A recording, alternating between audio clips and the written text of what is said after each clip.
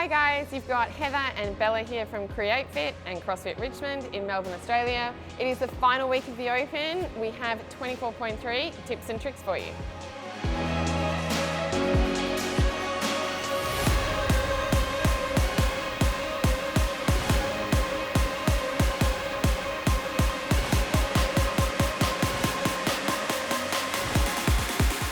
All right, so the workout, it's all for time.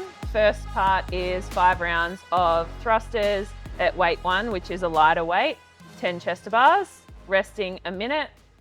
Then 5 rounds, 7 thrusters at weight 2, which is a heavier barbell, and 7 bar muscle ups with a 15-minute time cap on the whole workout. The weights for the ladies is 29 and 43 kilos, and then for the guys is 43 and 61. Yeah, it's a good workout. I like it. It's a simple couplet, very CrossFit style. It's going to hurt, no doubt. But I don't mind it. I don't mind thrusters, so should be good. I don't know how you feel about the thrusters. Less liking the thrusters, but the gymnastics good. Look, it's just good to see a good barbell, good to see a good rig in the final workout. Interesting though that there's no heavy barbell. Yeah, I thought maybe we might get like a max lift or something at the end. I was a little bit sad, but that's all right. I think people are going to have to wait for quarterfinals if you're wanting something a little bit heavier, which is all good. So I know you are looking to go unbroken on this workout. So what's your strategy for going unbroken? So yeah, hoping to go unbroken. I think because I know I'm going to get into that second round, I'm not going to like send it completely on that first round. I have to look after my grip a little bit and kind of manage my heart rate going into the bar muscle ups. So yeah, not putting myself in a total hole for that first bit, but still moving through, like being accountable with my transitions. There is a fair bit of transitions in there as well. So yeah, looking to move through that first bit as quickly and smoothly as I can, and then really hit that second part hard. So you talked a little bit about like how many transitions there are. So how are you going to transition smoothly? So with the movement standards, we're being told that we need a bit of tape. So the barbell's 5 feet away from the rig. But yeah, in terms of dropping down from the bar, maybe having the barbell set up like horizontally matching the pull-up rig so you can walk straight into it, do your thrusters, back down, step back underneath the rig straight into those chest to bars or bar muscle ups, depending on what part of the workout you're on. Yeah, nice. And I think that you're right, like for you, you're someone who's going to go unbroken, so it's about managing that first part so you can get to the second part. If you're someone who might not be looking to do that, that first part's a little harder for you. It's about breaking those reps up early so you can, again, maintain your heart rate. So whether that's doing the thrusters in 2 sets, chest to bars in 2 sets, or breaking up the chest to bars in even smaller sets.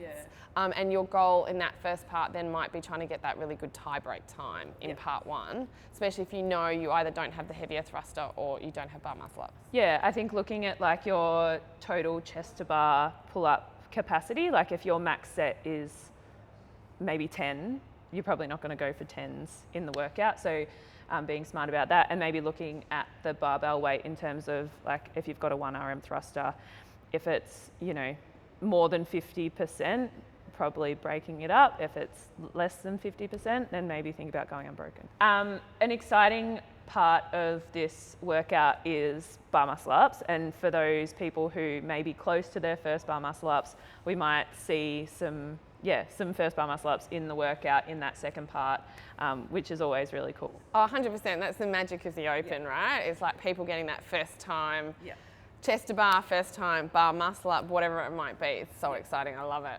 Actually, on the chest to bars, the scaled version is a jumping chest to bar. And that's an interesting one because you're using your legs in those chest to bars as well as your legs in your thrusters. For sure. So that is one that I think that a lot of people will go, well, cool, I'm fine with a jumping chest to bar, but like managing that fatigue on your legs with that much jumping is something that scaled athletes are going to definitely need to think about, and how to break that up to keep their legs fresh. Yep, definitely. So with the scaled option, jumping chest to bar, or it could be an opportunity if you have a couple of chest to bars to just have a crack at the RX version of this workout and see how far you can get. Yeah, 100%. Like, have a go, see how far you can get. You can also redo the workout and do it a scaled version if you're wanting that really good workout. But like, yeah, if you get a couple of chest to bars as your first chest to bar, that'd be amazing. Yeah, for sure. So, top 3 tips on the most efficient thrusters for this workout. So firstly, you're going to want to make sure you get your breathing right. So you're going to breathe in just before you go down on the thruster, breathe out on the way up. Yep. Making sure that you're keeping those elbows nice and high, so you keep your chest upright and use those legs, all right? Because you're going to need your arms for the chest to bars. So use your legs and just allow those arms to follow through with the barbell. What about chest to bars? Yeah, so this is a good one. So first of all, just work out what you need to do with these chest to bars in terms of breaking them up. If you have the capacity to go unbroken, go for it. But for instance, if you've only got a max set of chest to bars, maybe like 5 to 10, break it up from the start. Work if it's 2 sets, 3 sets, quick singles even. Yeah. Secondly, I think it's also just about making sure that you're trying to stay in a good gymnastics position, try and maintain that tension. That's going to give you some speed. And be careful of your grip. This is a lot of, like, you're going to potentially do 50 chest to bars and then maybe into some bar muscle ups. So you take care of your hands. If you need to use gymnastics grips, use gymnastics grips. Make sure you're following the movement standards though. Don't tape the bar and use gymnastics grips. Definitely. So your strategy might differ depending on what your goal is in this workout. What are the different tips and tricks on that one? I think if you're going to, or trying to finish the workout, pacing that first section enough so that you know you can go into that second section well. We've only got a minute rest, which is not a lot of time. So you don't want to put yourself in a total hole in that first bit because your heart rate's still going to be high after a minute. A minute goes pretty quickly. So pacing that first bit so you can jump straight into that second piece and hit it really consistently.